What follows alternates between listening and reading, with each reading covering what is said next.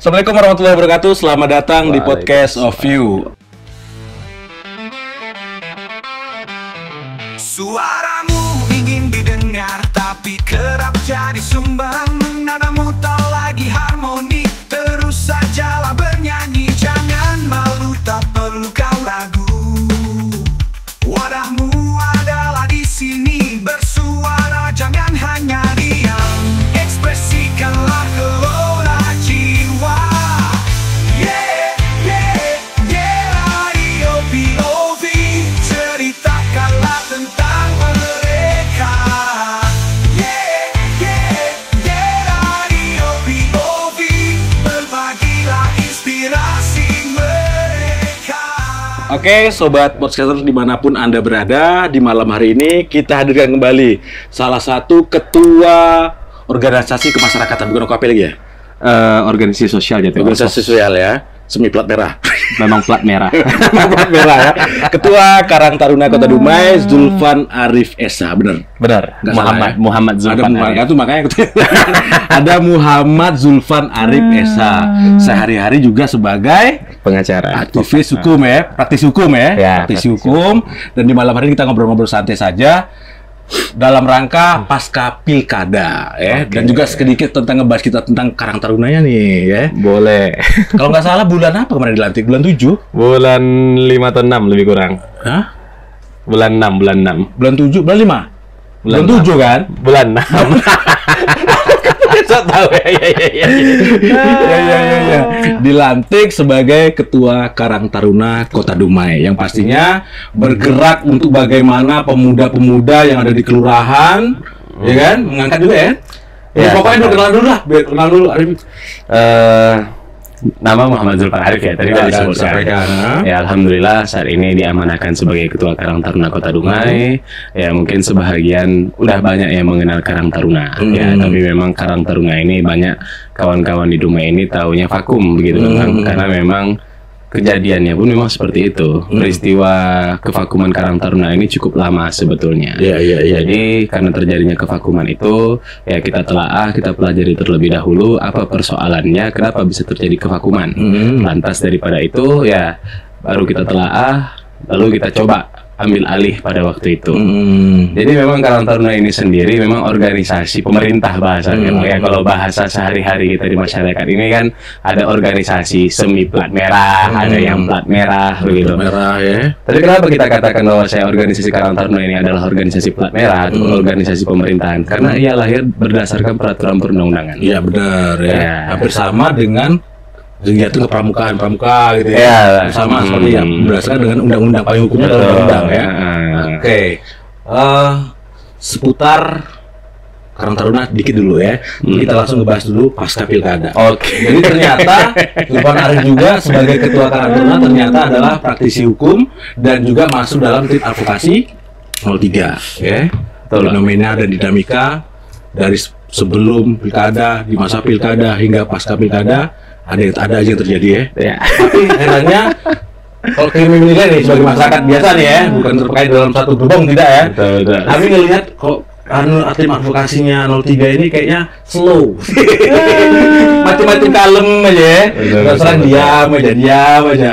Gimana nih sebenarnya ceritanya nih? Sebetulnya mungkin kalau masyarakat menilai kalem ya mungkin itu ada benarnya. Karena bukan dalam artian itu keinginan daripada tim advokasi, bukan. Tapi karena pasangan calon kita yang bersangkutan. Dalam hal ini Pak Haji Faisal Sugiharto ini memang pembawaan orangnya nggak mau ribut-ribut. Nggak mau ribut-ribut. Nggak mau ribut-ribut, Apalagi maunya ayam begitu kan. Dia juga seorang petahana rugi. Ya, Ribut-ribut ya. Nah, bahkan saya sebetulnya pada waktu di awal-awal kampanye itu udah ngegas. Udah ngegas, tapi saking ngegasnya ya kena parkirkan juga gitu kan. Disuruh rem, ya maksudnya jangan terlalu kencang karena nanti bisa menimbulkan kegaduhan. Nah, Bener. bisa terjadi benturan yang semakin kuat begitu kan ya. Kalau misalnya batu diadu sama batu kan ini makin kuat percikannya ya. Iya, benar. Maka memang dalam hal ini Pak Haji Faisal ini memang memberitahu kepada kita supaya tidak terlalu keras begitu ya. Selagi masih dalam batasan yang wajar hantaman itu terjadi pada dirinya, ya mungkin dia masih bisa terima. Makanya kita tidak melulu untuk segera merespon untuk membalas enggak ya. Jadi memang kalau melihat daripada kampanye kemarin, kesannya memang kita ini agak adem, cuman di last minute kemarin kita agak lumayan kencang karena memang hantaman besar itu terjadi di akhir-akhir, di last minute. Makanya disitulah kita baru merespon dengan ya melakukan perlawanan lah kira-kira begitu, melakukan pembelaan terhadap pasangan calon yang kita dukung. Karena kalau kita diam saja, akibatnya bisa angka ya, kita berkaitan dengan masyarakat ini ya, bisa punya pengaruh besar ya. Betul. Tapi ternyata tidak peduli juga masyarakat itu. Tapi itu tetap perlu diantisipasi, Pak. Tetap perlu diantisipasi karena sesungguhnya dalam kontestasi pemilihan ini bukan semata-mata berbicara persoalan hukum, tapi ada politik hukum di situ. Ada unsur politik ya.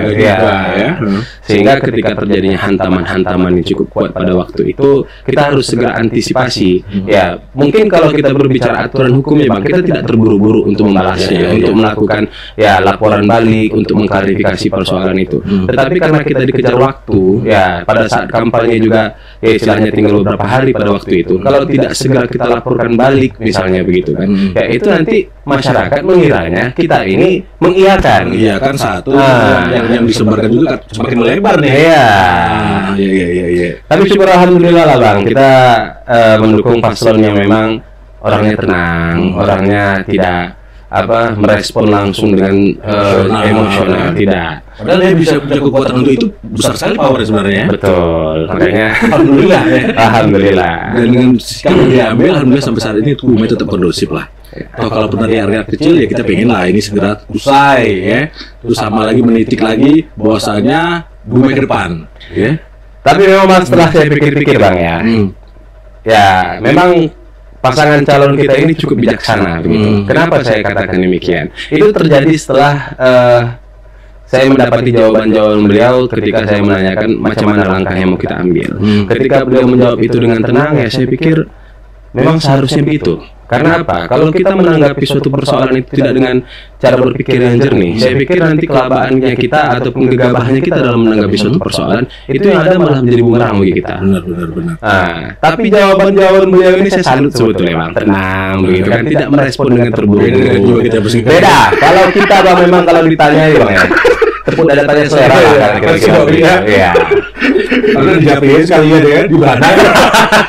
Kayak apa lah ya? Yang coba aku ya. Ini kan kadang-kadang bilang mudah pun tidak mudah. Tapi kadang-kadang ada satu hal yang memang harus tegakkan. Namanya benang bahasa itu susah kayak gini kan. Tapi ada sekarang cara-cara yang memang harus seperti itu. Biar kita sebenarnya kalau dari hati kecil nggak ada niat seperti itu. Siapa sih yang mau cari musuh, mau cari lawan kan? Tapi kadang-kadang memang harus ya strategi kali ya, strategi atau apa aja itu jadi biar nggak berikutnya nggak terlalu gitu juga gitu kan, biar nggak apa kali ya. Jadi di satu sisi yang agak sulit ya, posisinya adalah ketua Karang Taruna yang dalam aturannya juga nggak boleh dong ikut dalam kontestasi. Ini mesti diluruskan dulu nih Bang. Yang nggak boleh berkontestasi juga dia. Sebetulnya begini Bang, ya ini kan banyak isu-isu pertebaran di lapangan bahwa Karang Taruna ini tidak boleh berpolitik begitu.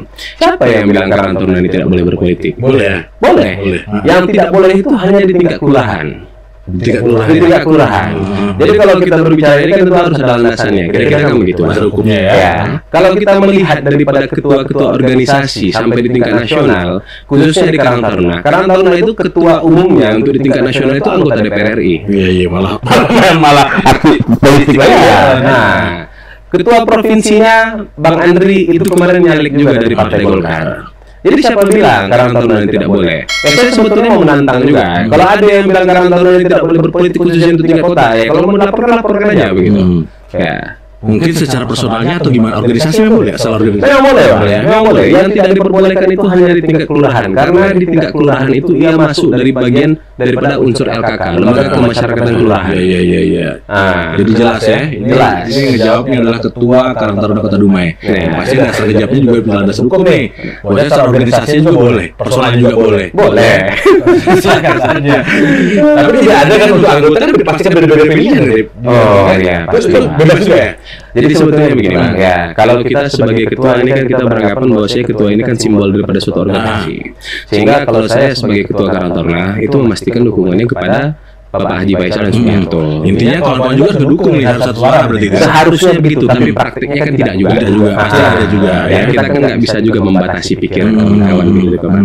Tidak bisa juga membatasi keinginan kawan-kawan. Kalau dia punya pandangan ya itu silahkan. Tetapi pada prinsipnya kita sebagai ketua yang membawa nama organisasi Karang Taruna ini mendukung Haji Faisal dan Ya, sama persis seperti ormas lain, seperti Pemuda Pancasila. Bahwasanya sudah menentukan sikap di Pemuda Pancasila mendukung 03. Tapi ternyata di bawah kan ada juga nih, ya. Itu hak mereka. Di grup juga kayak gitu kan? Betul. Yang jelas kalau kita ngomong sebuah organisasi yang hari ini konsepnya tidak boleh politik aja pramuka berarti ya. Ya, barangkali lah Bang ya. Kita nggak tahu ya. Kita di situ kalau nggak boleh. Tidak boleh. Kalau secara organisasi menentukan sikap, menentukan pilihan tidak boleh. Tapi kalau secara individunya ya silakan saja. Silakan. Kita mau jawab nggak boleh, kita nggak tahu pula yang saya Jadi hari konten dari kawan Jakarta, saya nggak tahu nih ya. Kalau pramuka, terus saya berdebat sama saya. Begitu juga kita kalau Karang Taruna, ayo berdebat kita. Kita dari kapasitas ya. Oke. Jadi hari ini nih ya 75,12%. Angka yang signifikan dari alhamdulillah ya. Alhamdulillah Bang. Dengan berbagai benturan hantaman dan lain-lainnya, pada awalnya saya merasa gimana ini bakal pengaruh besar nih. Ternyata masyarakat ya jeli dan sangat cerdas lah dalam hal ini. Apalagi mereka juga melihat ini udah di ujung-ujung nih, pasti mereka kebayangin ada muatan-muatan politis dan lain-lain, mereka ngerti lah ya. Ya tidak ngerti ya mungkin ada 1-2 dan lain-lain silahkan saja. Ya pastinya hari ini angkanya signifikan sekali 75,12 itu rapat pleno terakhir kemarin. Ya. Dan ada indikasi di 7 kecamatan, 7 kabupaten kota di Riau. Kabarnya Dumai bakal ngadukan sengketa MK nih. Oh ya. Kabarnya ya. Bener lah, bukan kabarnya lagi ya. Ya. Ada apa nih? Dapat berita angin aja sih Bang. Cuma kalau ngecek langsung mengenai nomor register perkara kita belum ya. Tapi kalau misalnya memang itu dilakukan ya kita dukung. Karena memang ya disitulah jalurnya memang. Kalau memang daripada paslon-paslon lain tidak menerima suatu kemenangan tersebut atau putusan yang telah ditetapkan oleh KPU, ya memang jalurnya melalui itu. Lebih kita dukung yang seperti itu ketimbang harus melakukan aksi-aksi yang tidak terwujud. Iya. Kita dukung karena memang sarananya di situ gitu. Jadi jangan ya kita tidak terima tetapi hanya sekedar omong-omong aja kalau kata Pak Prabowo kan gitu. Melakukan aksi-aksi yang kesana kemari, yang akhirnya justru arahnya lebih memprovokasi, membuat Dumai kalau nggak kondusif ya. Kita dukung intinya ya. Intinya hari ini pilkada telah usai, betul kan? Insya Allah. Telah usai. Hasilnya juga udah dapat ya. Kalau udah kayak gitu idealnya ya udah kita dukung aja pemerintah yang ada. Ada 5 tahun ke depan. Terus nanti mau maju lagi, maju dong, siapin dari sekarang modalnya. Dan lain-lainnya ya. Karena luar biasa loh. Kalau kita ngomongin kos politik itu, ya, jadi nggak terlepas lah, bukan hanya sebenarnya hanya faktor uang. Kalau uang oke lah, tapi kita butuh dukungan juga masyarakat, ya. Tanpa itu uang segunung pun habis, Betul. ya kan? Ya, barangkali Ini sudah nasib kita lah Bang ya. Ya, hidup di Indonesia ini dengan sistem demokrasi yang telah kita sepakati ini. Ya, suka tidak suka, mau tidak mau ya, walaupun lah konsepnya seharusnya idealnya itu seperti apa yang kita maksud ya istilahnya apa demokrasi itu kan dari rakyat untuk rakyat gitu kan ya. Baliknya juga ke rakyat kan. tapi ya kita nggak apa-apa lah rokok lah ya. Rokok abang udah habis sih. Ini gara-gara kita lobby. Pasal berrokok ya. Tapi ya kalau kita melihat ini Bang. Ini mancis ketua nih Bang. Coba lu. Ada mare. Ini macam para ketua nih Bang. Ketua harian. Kalau udah kesini, kapasitas bukan sebagai Karang Taruna. Oke, dinamika hari ini, ya, yang lain lagi nih, ya. Di saat ini kan sudah secara resmi berarti tim ses dan lain-lainnya sudah resmi secara otomatis bubar, ya. Ya barangkali bisa dianggap begitu. Secara struktural, secara apalah di atas kertasnya. Ya, secara anunya tidak lah. Karena bagaimana kita sama tetap mengawal kan 5 tahun ke depan kan. Ya, itu Ya kalau kita berbicara secara legitimasi ya kan Bang, legitimasi itu kan ada dua. Legitimasi itu ada yang secara yuridis satu, ada yang secara sosial satu. Ya mungkin barangkali secara yuridisnya mungkin sudah selesai. Sudah selesai. Tapi secara sosial kan yang mana tahu, kita kan nggak tahu ini apakah tim-tim yang sudah dibangun ini tetap akan melakukan pertemuan, tetap akan melakukan Ya, silakan gagasan. saja. Ya, itu silakan saja. Ya, mau bersilaturahmi, mau mengawal ini ke depannya, silahkan begitu. Bebas lah ya. Bebas, Ya, tugas nggak ada kita, persoalan. tugas utamanya sudah sampai. Ya, waktunya ya sudah tercapai nih. Alhamdulillah duduk kembali. Tentunya dengan harapan yang sama nih. Harapan sama bagaimana kita dari yang udah mulai bagus ya. Yang dapat dilanjutkan makin bagus lagi gitu ya. Tapi banyak loh Rip, hari ini Rip. Fenomena-fenomenanya luar biasa. Yang saya ngelihat lah ya. Relawan banyak relawan mandiri juga tanpa support dari paslon. Mereka banyak lakuin kegiatan kampanye sampai hari ini juga. Nih tanggal berapa nih, ada beberapa tempat nih bakal ngelakuin acara syukuran, nggak mandiri juga nih. Ini kayaknya memang betul-betul dari hati nih, Rip. Ya. Luar biasa ya. Kalau saya bang sebetulnya dari awal sudah menyadari itu gitu memang. Ya, dan saya pun berada dalam tim advokasi ini tidak ada berbicara persoalan ya budgetnya berapa, berapa kos yang harus dibayarkan kepada saya secara profesional, itu nggak ada. Nggak ada ya. Kita aja kalau ada memang ada bonus aja. Ya istilahnya itu kita tidak anggap bahwasanya itu tarif yang telah kita tetapkan. Enggak. Ya istilahnya kalau ada bantuan-bantuan itu ya istilahnya kita anggap operasional lah gitu. Udah cukup. Gitu. Karena memang dari awal kita mengetahui memang paslon Pak Faisal Sugiharto ini tidak mendidik tim relawannya itu dengan menjanjikan hal-hal yang sifatnya finansial, enggak ada. Iya. Nah, jadi memang rata-rata itu berangkat daripada niat sukarela, kesukaan. Nah, jadi memang nggak ada atas dasar iming-iming apapun begitu. Ya saya pikir bagus lah bang. Ya ini pelajaran politik Jadi kalau bagi sudah kita. seperti itu, tidak ngomongin seputar materi dan lain-lain yang gerakkan hati, ini orang bisa ngelakuin lebih luas loh. Tapi beda dengan orang dengan dibayar, dan ini kayaknya sebatas itu aja. Aku ngerjain sebatas ini aja. Tapi kalau sudah hati yang gerakin, kayaknya contohnya 10 gitu disuruh ngerjain ini 10, tolong bisa mungkin 100 dikerjain kayak gitulah ya. Karena ini faktor tadi hati yang gerakin ya. Dan itulah yang banyak terjadi hari ini. Bukan hanya kita tapi di masyarakat juga seperti itu ya. Mungkin mereka tidak terlalu ambisi dalam ini kampanye dan lain-lainnya, tapi yang jelas udah nggak usah pusing-pusing. Yang jelas nanti di TPS 3 aja udah. Itu yang lebih luar biasanya kan. Oke, gantian dong Rip, nanya Rip, apa yang mau tanya Rip? Ya sebetulnya bang, kalau aku udah pada malas juga bang ya membahas politik ini, karena memang kemarin cukup melelahkan juga sebetulnya, menguras energi. Ya lelah kita ya, apalagi terjadi black campaign semacam itu ya, letih kita rasanya menghadapi hal-hal semacam itu ya. Saya pikir pasca pilkada ini memang harus kita nikmati lah secara damai ya, secara adem ayem begitu, karena memang mau sampai kapan mau sampai kapan ya, buang-buang energi tenaga habis juga. Waktu kita. Alangkah baiknya ya memang tadi kalau kita ngomongin ideal maunya gitu ya, itu udah berangkuran lagi ya.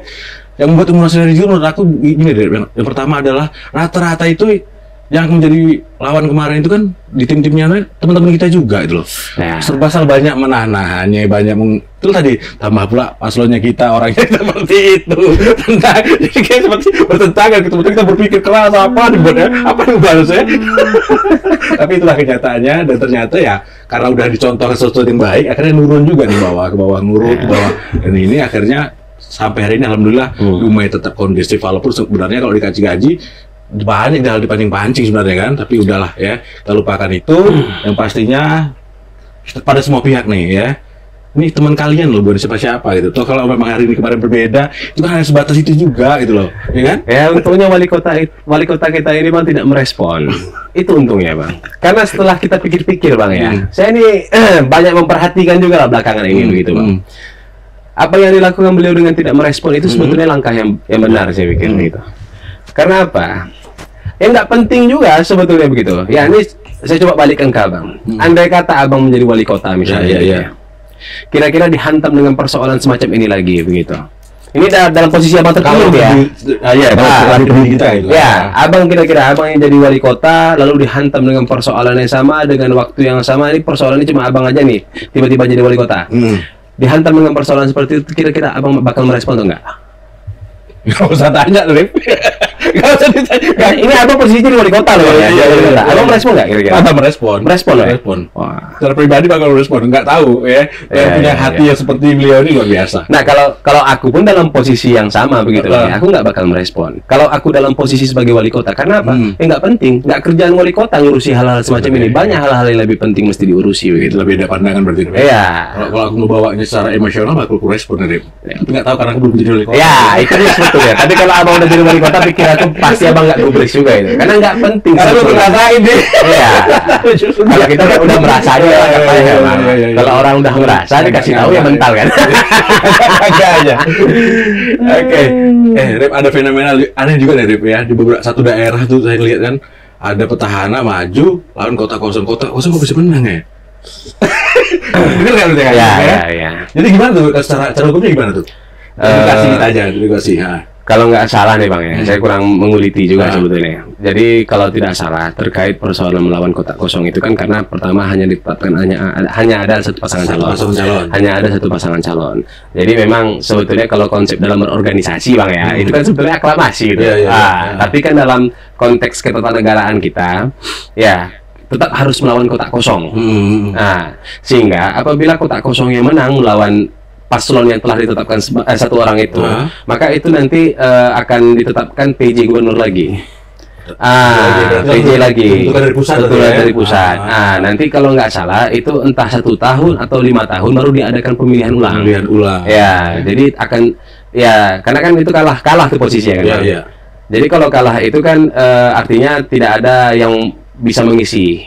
Supaya tidak terjadinya kekosongan jabatan, supaya tetap dapat dilaksanakannya pemerintahan, maka ditunjuklah PJ. Jadi tidak terjadi kekosongan begitu saja, tetapi diambil alih oleh pusat, ditunjuk PJ untuk menjalankan administrasi pemerintahan. Tapi udah beberapa waktu kemudian baru diarahkan. Kalau nggak 1 tahun 5 tahun antara dua itu Bang. Jadi kayak gitu edukasi coy ya. Jadi gimana nih langkahnya kan ada yang nanya juga ya, yang nggak ngerti seperti itulah ya. Tapi sebetulnya nih Bang ya, aku nggak sepakat konsep kotak kosong itu. Ya ngapain coba? Ya kali aja mungkin kan nggak ada yang berani maju atau gimana nggak tahu juga lah. Ya karena begini Bang, ongkos penyelenggaraan pemilihan kita ini besar loh. Besar ya. Ngapain coba kita harus maksa-maksain lawan kotak kosong? Kalau misalnya kita tetapkan aklamasi, memangnya kenapa? Kan banyak keuntungannya di situ. Di satu sisi bisa menghemat, budgetnya bisa ya diminimalisir, ya tidak terkeluarkan artinya begitu. Ini lawan kotak kosong ngapain begitu? Kan cari kerjaan aja sebetulnya. Kalau unik kan, kalau enggak, itu masalahnya juga Bang. Itu mah kalau kita Bang ya, lawan kotak kosong malu, itu malunya minta ampun itu. Marwah lagi, walaupun menang pun juga nggak ada. Aku kadang-kadang kebayang juga Bang ya, kalau misalnya kita mencalonkan diri begitu kan, lawannya kotak kosong kalah. Pas kalah besok duduk dari kopi ditanya saudara begitu kan. Menang kemarin, kalah kemarin dia kalah. Lalu coba kotak kosong lah sanggup orang dengar Bang. Kita ketawain kita. Gak terhormat kayak kalah ya. Itu malu kita kalau boleh dari kopi lain. Malu kita. Nyemplung sungai. Tak paten budak ni gitu. Lalu kotak kosong kalah deh. Kan malu kita Bang. Tapi itulah ya, itulah proses hari ini yang terjadi juga, dan itu memang terjadi juga di satu daerah ya. Oke, kita selesai nih bahas pilkadanya nih. Kita ngomongin Karang Taruna nih, kita menatap ke depan nih. Kita menatap ke depan hari ini nih. Apa yang direncanakan oleh Karang Taruna Kota Dumai untuk melaksanakan kegiatan-kegiatan untuk menghidupkan kegiatan di kelurahan tentunya. Kalau kemarin kan vakum, jangan sampai udah vakum dari terbentuk. Gitu-gitu aja kan sayang kan? Apa rencana terobosan Arif? Jadi begini Bang, jadi kan posisinya Arif terpilih menjadi ketua Karang Taruna pada waktu itu kan tidak dalam keadaan yang normal. Ya, artinya memang itu dilaksanakan pemilihan di caretaker. Karena kevakuman faktornya kan begitu. Jadi memang pada hari ini Karang Taruna di Kota Dumai dari satuan terkecilnya yaitu tingkat kelurahan itu masih banyak yang belum terisi, masih banyak yang kosong. Sehingga memang langkah awal yang mau Arif kerjakan terlebih dahulu itu menata Karang Taruna di Kota Dumai ini ya terbentuk dari setiap tingkatannya. Dari baik itu dari tingkat kota alhamdulillah sudah terbentuk, kecamatan-kecamatan sudah terbentuk, ini tingkat kelurahan lagi. Karena apa? Karang Taruna ini sebetulnya yang memiliki basis itu di tingkat kelurahan. Yang memang bersentuhan langsung dengan masyarakat itu tingkat kelurahan. Sehingga ini memang mau kita optimalkan. Ya, sayang banyak mungkin yang di rumah ini yang nggak tahu organisasi Karang Taruna ini seperti apa. Padahal kalau untuk di tingkat nasional di Jawa-Jawa sana itu Karang Taruna ini besar, Bang. Rebut-rebutan orang mulanya ya. Rebut-rebutan. Mungkin barangkali banyak yang belum tahu juga. Ini untuk penasehatnya lah bahasa umumnya. Dia kalau dalam Karang Taruna itu ada majelis apa namanya itu, Majelis Pertimbangan Karang Taruna, MPKT-nya itu. Kalau untuk di nasional itu yang menjadi Majelis Pertimbangan Karang Taruna itu Bapak Gibran, Wapres kita terpilih saat ini begitu. Nah, jadi jangan anggap enteng, ini organisasinya nggak main-main juga begitu. Melekat langsung Jadi istilahnya memang ini diisi oleh orang-orang yang besar, pejabat-pejabat yang hebat, ya tidak sembarangan lah begitu. Bahkan Bapak Zukri itu yang Bupati Pelalawan itu mantan Karang Taruna juga, ketua Karang Taruna. Nah, jadi memang langkah ke depan yang mau kita kerjakan terlebih dahulu itu menata Karang Taruna ini terbentuk sampai ke tingkat kelurahan-kelurahannya. Semua tradisi semuanya ya. Ya. Dan kegiatan kita mau ada potensi-potensi anak muda yang di kelurahan juga bisa disalurkan nih. Betul, apa maunya di sana, pengen bikin keterampilan apa, pelatihan apa, ya karena juga di situ anunya kan. Oke, apalagi nih? Terus yang hari ini, kantornya boleh tahu di mana nih? Teman-teman mau tahu juga. Di Jalan Patimura, di samping BUMD Pembangunan Kota Rumah. Di sebelah BUMD pula ya. Ya, oke. Jangan ditanyakan lagi mengenai plat merah ya. Ini memang dari sebelah betul kan. Udah jelas ya. Kita ngomongin plat merah, jangan dia ngomongin lagi karena memang udah jelas dari saat akhirnya Karang Taruna sampai hari ini memang organisasi pemerintah. Ya, organisasi pemerintah. Beda sama grup band plat merah. Mbak Katu lah kalau kata awalnya. Ada grup band plat merah.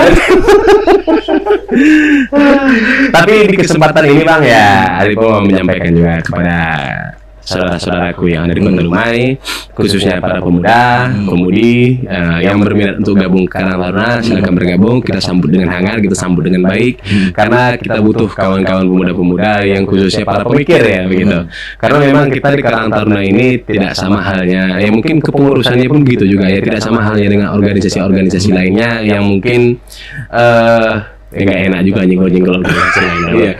Yang jelas kita lebih mengambil peranan di pemikiran intelektualitas, terus membangun anak-anak mudanya ya. Seperti itulah ya. Tapi kan ada tahapan-tahapan umur nih Rip ya. Untuk pengurusnya kan beda lagi nih, untuk anggota beda lagi nih. Kalau saya untuk pengurus itu 35 ya maksimal. Dia begini Bang, setiap tingkatan berbeda. Jadi di Karang Taruna itu ada yang menganut namanya sistem keanggotaan sel pasif, ya, otomatis. Jadi yang berusia dari 18 kalau tidak salah lebih kurang, itu dapat dikategorikan sebagai warga Karang Taruna. Warga Karang Taruna. Jadi dia otomatis sifatnya. Tapi kalau misalnya memang betul-betul mau terlibat dalam kepengurusan, dia masuk dalam pengurus. Tapi ada perbedaan umur berarti ya? Ada perbedaan umur, kriterianya ada dari tingkat kelurahan, kecamatan sampai. Tapi secara generalnya, secara umumnya ya kita pemuda itu masih kita anggap 40 ke bawah masih bisa. Atas 40 ya? 40. Kalau itu KNP ya? Ya kalau KNP kita nggak tahu. Kalau Komite Nasional Pemuda ya, kategori pemuda kalau menurut KNP 40. Ya. Dan kita tidak merupakan bagian daripada KNP. Karena ini adalah organisasi kemasyarakatan. Ya, sosial kemasyarakatan. Sosial kemasyarakatan ya. Kita ini lahir dari Permensos ini, Bang. Peraturan Menteri Sosial nomor 25 tahun 2019 beserta turunannya di ADART. Jadi jelas payung hukumnya ya. Payung hukumnya jelas, bukan hanya sebatas apa namanya? Yang surat pengacara itu apa namanya? Kuasa apa? Akta beda. Oh ya. Beda di situ memang Bang. Kebanyakan organisasi ya. Kalau kebanyakan organisasi kan itu lahir berdasarkan akta pendirian yang dibuat di hadapan notaris. Sedangkan Karang Taruna tidak. Dia lahir berdasarkan peraturan perundang-undangan dalam hal ini Permensos. Peraturan menteri ya itu dia. Ya intinya nggak masalah sih mau gimana. Cuma kalau memang apa biar enak payung hukumnya ditingkatin, jangan terus ya. Makanya kayak saya ya, nggak jalan juga ya dulunya coba ya. Agak ulah ya. Ya tapi itu sah aja sih. Jadi tidak melakukan hal-hal yang melanggar hukum. Ya, oke aja. Walaupun lahir dari permen, dari kepres juga kalau melanggar hukum itu salah kan? Ya. Ya, masuklah barang deh. Oke. Jadi lokasinya udah ya, program-programnya juga udah. Ini sekarang yang di Dumai ini pengurusnya berapa orang yang Lebih kurang 70 orang. 70 orang ya, karena dilantik ya. Ya, yang dilantik. Dilantik ya. Jadi gabung dari berarti putra-putri ya. Gabung. Dan kebetulan memang di kantor ini nggak banyak pula pengurus perempuan ya. Dari mana kan? Enggak, memang kebetulan nggak banyak bang. Mungkin nggak lebih dari 10 orang kali ya. Nggak lebih, karena memang aku bang ada Dumai bang ya, ada Dumai. Cuma memang SMA-nya udah di pesantren. Pesantren di Pekanbaru, kuliah di Pekanbaru. Jadi memang pergaulan di Dumai ini nggak banyak. Itu cewek-cewek maksudnya. Ya, jadi sebetulnya ini menjadi keresahan kawan-kawan juga kan ya istilahnya. Ya suruh kincin lah. Gak mau dibawa ya. Jadi ini kita himbau kan ya untuk ladies untuk para perempuan ya, anak-anak muda yang Gabung di kelurahan ya. Karena masih kesempatan di juga. ya mau di kota, kecamatan, kelurahan ya tergantung selera lah nanti kira-kira mau di mana. Warga Karang Taruna ya, warga Karang Taruna. Nanti mau belajar buat kue, buat apa bisa buat pelatihan juga tergantung maunya apa sih gitu kan. Sebenarnya. Ya, sebetulnya kita ini kalau bicara judul atau teori bang ya mungkin begitu bang ya. Tapi praktek di lapangan ya aku sedikit banyak udah mencermati lah perilaku dan karakter daripada pemuda-pemuda kita ini tidak seperti apa yang kita bayangkan. Ya membuat suatu MKM ya itu agak omong kosong aja sebenarnya. Itu kan teori aja. Dibilangnya mula. Ya kita dengerin aja. Supaya apa? Ya kita mau lihat juga yang betul-betul katanya memang mau menekuni suatu bidang usaha UMKM itu ya tunjukkan di sini. Kalau memang iya kita support ya. Ini kita support. Ini kan enggak. Ini kita serius gitu ya, serius. Nah, ini kan enggak ada. Ini maunya bentuk UMKM besoknya langsung datang 100 juta kan pusing juga kita. Nah, kalau begitu ada ya kita juga mau gitu kan. Ya tapi begitulah Bang. Ya pemuda-pemuda kita ini sebetulnya banyak omong kosongnya ya sebetulnya. Jangan bilang itu deh. Ya kita tantang juga. Saya tantang ini mau tantang ini. Ya kita tantang juga. Mana yang istilahnya itu memang betul-betul ada begitu kan. Ini kan nggak ada. Ya istilahnya awal-awalnya menggebu-gebu tapi kita biasa menghadapi hal semacam itu bang. Ya kita memaklumi dan mewajarkan. Ya namanya organisasi ya ataupun pengurus ya begitulah kadang-kadang begitu kan. Tapi setidaknya dengan ada wadah ini tentunya kesempatan itu bisa diambil seharusnya kan. Ini udah punya wadahnya loh. Terus tinggal nyampaikan, jadikan sebuah program terus dijalanin. Tapi terkadang mulai gampang deh. Mempertahankannya kadang susah gitu ya. Belum apa-apa udah nyerah duluan kan. Mentalnya belum realistis ya. Ya nggak tekun kan bang. Karena beda ya rajin sama tekun. Kalau rajin itu kan sesekali. Kalau tekun itu kan ya memang rutin ya. Rutin. Rajin sekali malah. Mulai nyapu sekali. Kalau kayak besok mau ujian ya kan tiba-tiba rajin belajar malam ya. Tapi kalau orang yang tekun kan memang ujian nggak ujian ini tetap belajar gitu kan. Ini kan kita nggak usaha ini kan ya UMKM katanya diisi oleh para pemuda ya ekonomi kreatif. Nggak ada itu bang, bullshit aja itu. Udah itu susah juga kan. Kasus ada kasus harus tetap jadi pengacara. Jangan nanti nggak ada kasus baru jadi pengacara. Ya kalau kita tetap memberikan advice terbaik gitu kan. Sudah ada kasus tetap kan. Tapi kita memang mau lihat juga mana ya katanya pemuda-pemuda yang tantang lah. Tantang sama kebakaran ke Dumai kalau memang dia serius banget support nih. Omong kosong aja itu. Ya kita mau lihat. Sejauh ini kita belum melihat makanya kalau abang lah yang sejauh ini sudah menginterview atau melihat lah yang melihat secara langsung praktek di lapangan organisasi kepemudaan mana yang abang lihat memang betul-betul ada menjalankan satu UMKM yang itu sudah terkenal bahkan ya udah tahu kita track recordnya begitu ada nggak kira-kira? Iya. Abang lah sejauh ini. Ya berarti kan kita kan sama-sama melihat. Iya. Nah, nggak ada bang. Yang jelas ya itu dari yang nggak ada kita pengen ada nih ya. Jangan dibilang nggak ada terus ada terus ya dari yang nggak ada ini kita pengen tantang ya kita tantang lah. Apalagi sekarang momen udah banyak banget ya pusat-pusat tempat apa namanya jual-jualan dan lain-lainnya kuliah udah banyak mumpung ya wadahnya ada apa ini manfaatkan dong ya karena kalau kita hari ini ngomongin anak-anak muda kota Dumai hanya bisa mengeluh terus bilang tenaga kerja banyak PT banyak perusahaan di Dumai ini kok kita nggak bisa bekerja. Gak segampang itu juga kan. Memang harus peluang usaha juga harus diciptakan. Ya, PT ini kan nggak bodoh juga Bang. Iya, siapa mau rugi coba? Iya, ini Diterima semuanya Pak. Diterima dari punya budget cuma sekian punya karyawan oleh 100 kan. Dipaksanya itu 500 orang ya. Memang oke, kerja semua yang baik. Tapi kan itu bangkrut.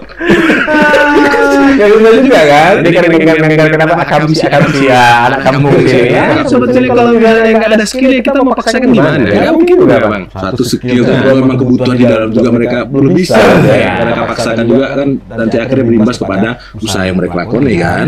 Itu dia intinya. Ini kalau saya melihat di Dumai kalau dibandingkan dengan kota besar atau daerah Jawa sana, peluang lebih masih banyak lah. Ya. Peluang banyak, tapi banyak yang tak serius belajar.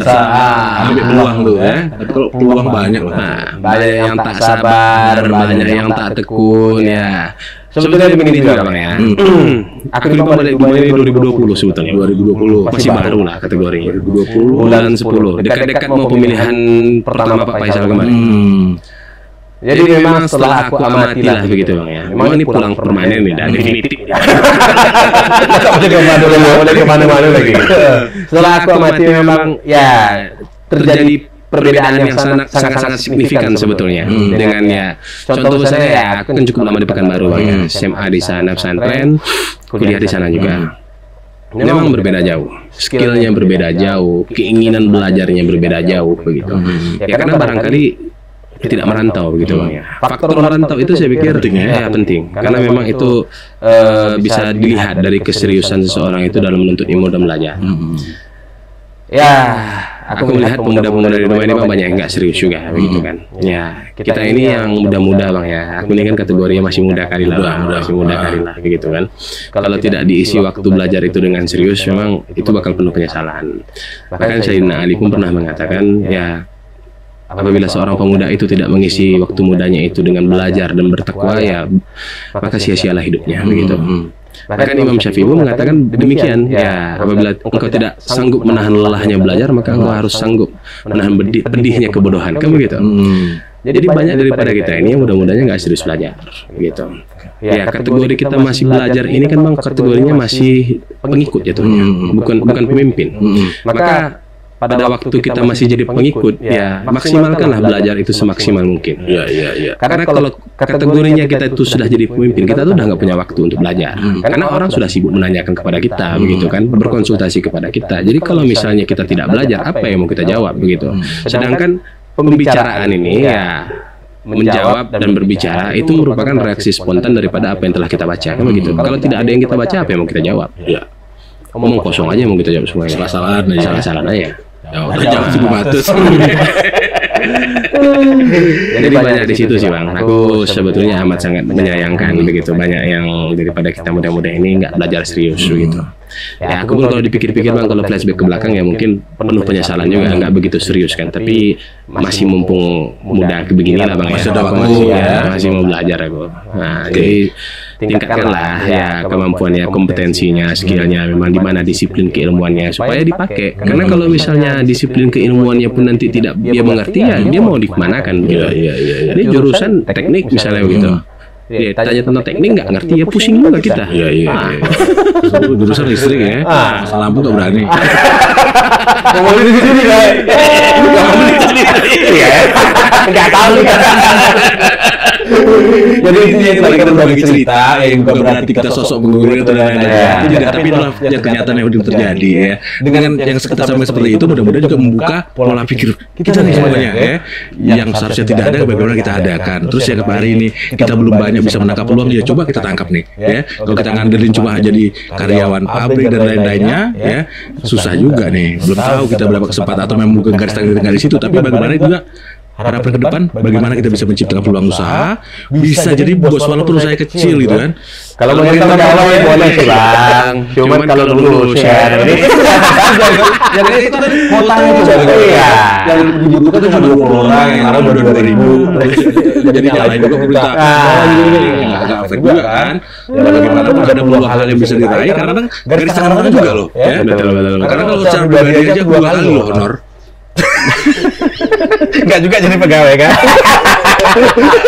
Padahal aku udah sabar loh ya, udah sabar kalau aku udah jadi lurah jadi apa ya kan? Tapi memang karena nggak sabar ya. Aku keluar setengah tahun orang pengangkatan coba. Gak dapat info berarti kemarin ya. Gak dapat info, gak sabar. Gak sabar ya. Ada tawaran yang menjanjikan ya, gajinya 3 kali lipat, tapi kalau kerja kontrak terus. Yang ini mau bertahan aja gitu kan. Tapi udah itu balik ke garis tangan karena itu tadi ada kode dan kodar, ada ketetapan baik, ada ketetapan buruk juga. Sudah memang udah tercatat seperti yang disampaikan Pak Haji kan, udah tercatat di dalam Mahfuz kan, Mahfuz. Bosnya udah kamu ini jadi apa udah ada kan. Kalau memang bukan jalannya mau diraih kayak manapun nggak bakal juga. Tapi nama kita manusia, namanya ikhtiar tuh wajib, ya kan? Kalau takdir menurut aku bisa diubah, tapi kalau kode dan ketetapan Tuhan memang nggak bisa diubah. Tapi kalau menurut aku ini bukan takdir, bukan kode dan kodar, aku nih takdir. Karena ulah sendiri gitu kan. Bertingkah ya. Itu dia. Tadi itu kan bisa kita rubah ya. Kita mau ditabrak di jalan, kita bisa cengelak gitu kan. Itu dia. Benar, kalau salah mau dikoreksi ya. Kita nggak apa-apa. Lep, di sesi terakhir ini ada yang mau disampaikan buat masyarakat Kota Dumai? Pasca pilkada inilah khususnya Bang ya pasca pilkada ini ya ini sistem yang telah kita tetapkan bersama, kita sepakati bersama, maka siapapun yang terpilih kita terima, yang mau protes, yang tidak menerima hasil gunakan jalur yang telah ditetapkan secara konstitusi ya, sehingga apapun hasilnya nanti ketika sudah dilakukan upaya hukum sekalipun tetap ada pemenangnya begitu. Nah, kita tetap hormati, kita ikuti wa ulil amri minkum ya, ikuti dan taatilah pemimpin. Ya, jadi sudahi perasaan-perasaan yang menyiksa diri karena perasaan-perasaan yang dibawa emosional pada saat pilkada ini yang ada hanya menguras energi kita. Ya, tidak akan ada ujungnya kalau kita tidak menyudahinya sendiri begitu. Benar. Oke. Itu aja Bang kira-kira. Terima kasih atas kehadirannya, bincang-bincang kita singkat di malam hari ini. Mudah-mudahan bisa juga memberikan edukasi ya, bisa menularkan cerita-cerita ya, cerita yang baik lah ya. Kalau yang kurang baik dipotolnya. Nggak masalah, orang kita bisa cerdas, bisa menilai, nggak ada itu nggak ada yang gimana. Intinya ambil nilai positifnya saja, yang jelek buang jauh-jauh ya. Kita punya tiket yang sama, warga masyarakat Kota Dumai, untuk Dumai hari ini bisa lebih baik lagi. Ya demikian. Assalamualaikum warahmatullahi wabarakatuh. Waalaikumsalam. Jangan malu, tak perlu kau ragu, wadahmu adalah di sini. Bersuara, jangan hanya diam, ekspresikanlah gelora jiwa. Radio Povi, ceritakanlah tentang mereka. Radio Povi, berbagilah inspirasi mereka.